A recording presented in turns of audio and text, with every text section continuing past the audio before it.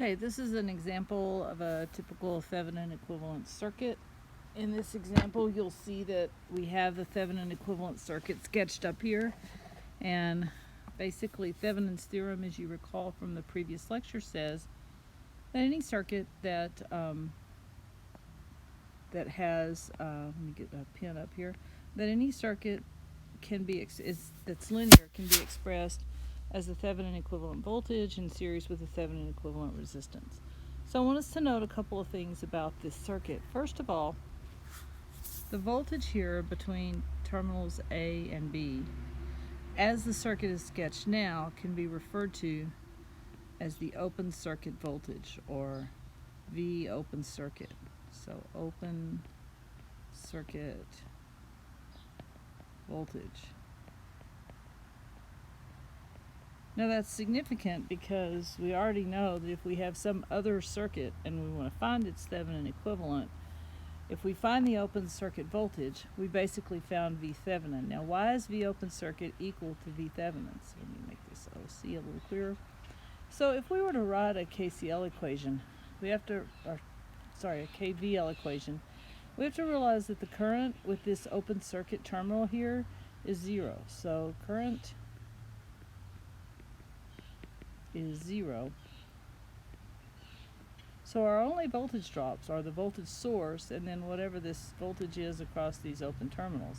So our KVL would be minus V Thevenin plus V open circuit is 0. So the open circuit voltage is equal to the Thevenin voltage.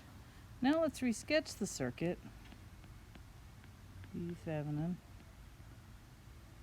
R Thevenin, and now we'll place a short between terminals A and B. A and B. And now we're going to refer to this as the short circuit current, I short circuit. So once again, writing a KVL, we have minus V Thevenin plus I short circuit times R Thevenin is equal to 0, or rearranging a little bit, R Thevenin is the Thevenin equivalent voltage divided by, which is basically the short circuit voltage,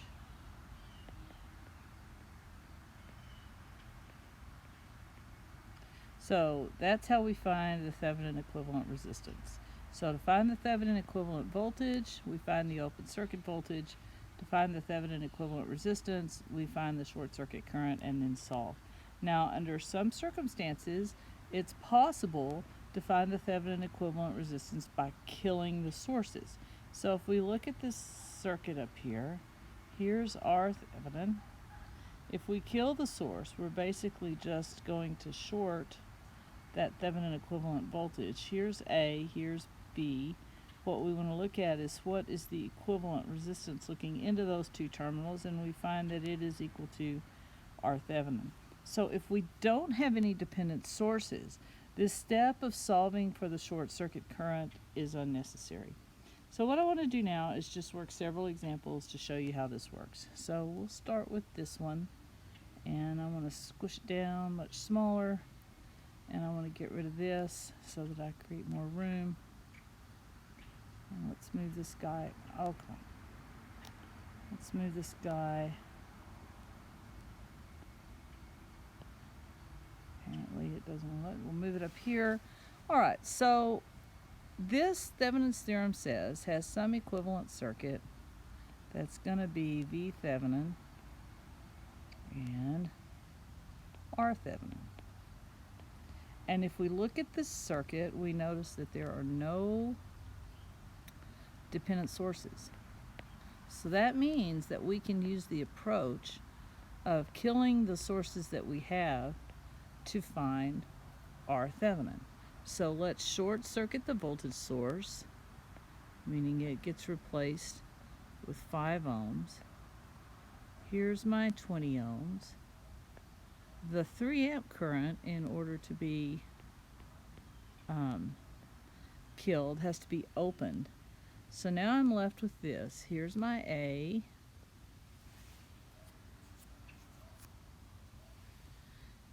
here's my B.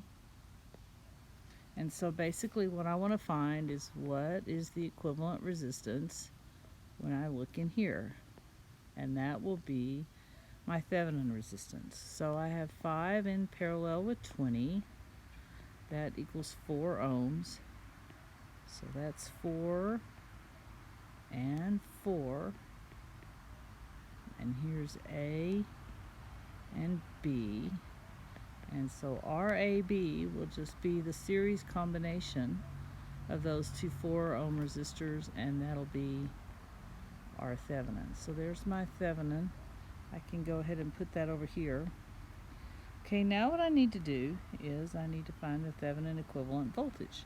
And that's going to be the open circuit voltage, which is shown in this figure as VAB. So let's come in then and figure out what is VAB and what is going to be the easiest way to do that. Well, if I look here,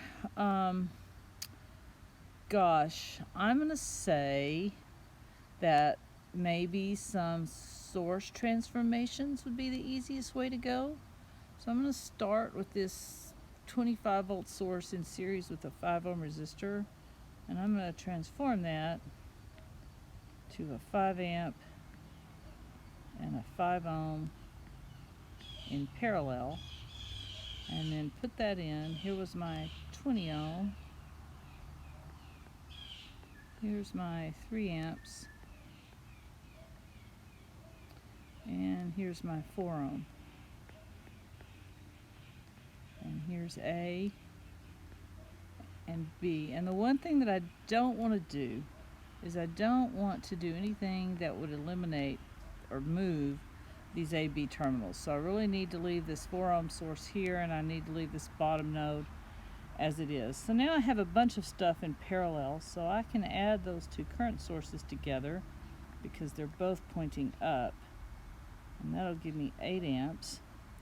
And then I can combine these two resistors in parallel, which we've already done in the previous step. That's 4 ohms. And now let's do another source transformation on this current source and this 4 ohm resistor. So when I do that, coming up here, I'll get 4 ohms and 32 volts and 4 ohms here. And now I have my terminals A and B.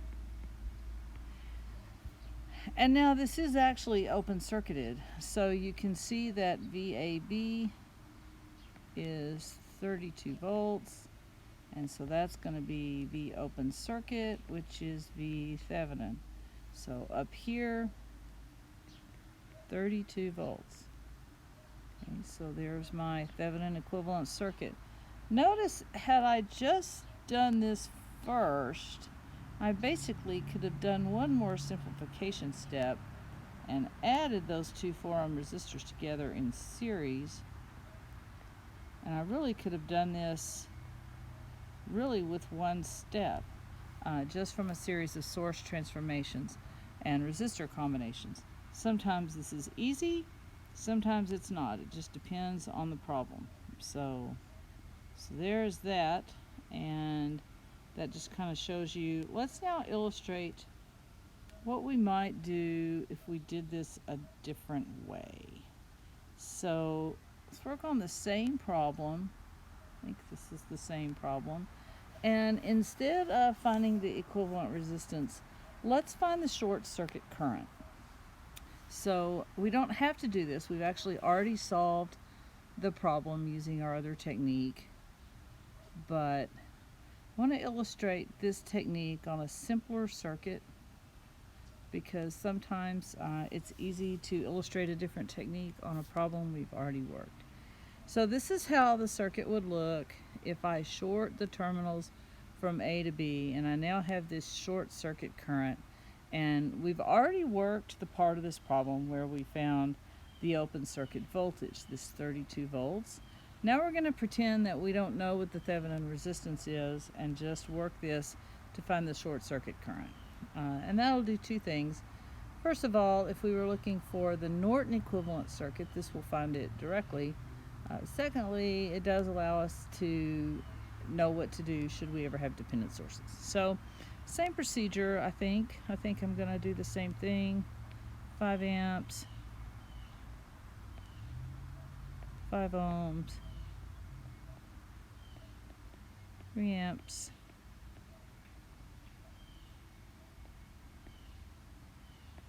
4 ohms, and my 20 ohms is still in here.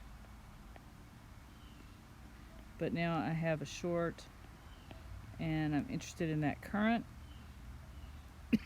So once again, I can add these two and get 8 amps.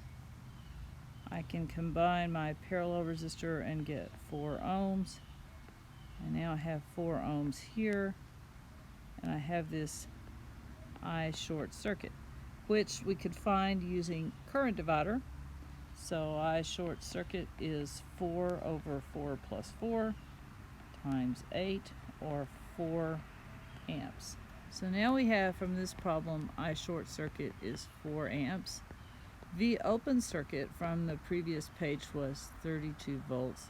R Thevenin is V open circuit over I short circuit, or 8 ohms. So same result using the more general technique. All right, I'm going to stop the video here, and in the next video we'll work with a circuit that has a dependent source and illustrate this method. Before I stop the video, there is one thing that I want to point out. This circuit that we used to find the short circuit current, and this circuit that we used to find the open circuit voltage, are two different circuits, and we had to solve each one starting from scratch. Now, were there some similarities in how the solution came out? Yeah, we ended up doing the source transformation for both of them. But what you cannot do necessarily is you can't use your previous circuit that was an open circuit to solve for the short circuit current. You need to stop, you need to redraw the circuit from the beginning, short the terminals, and start your solution from scratch.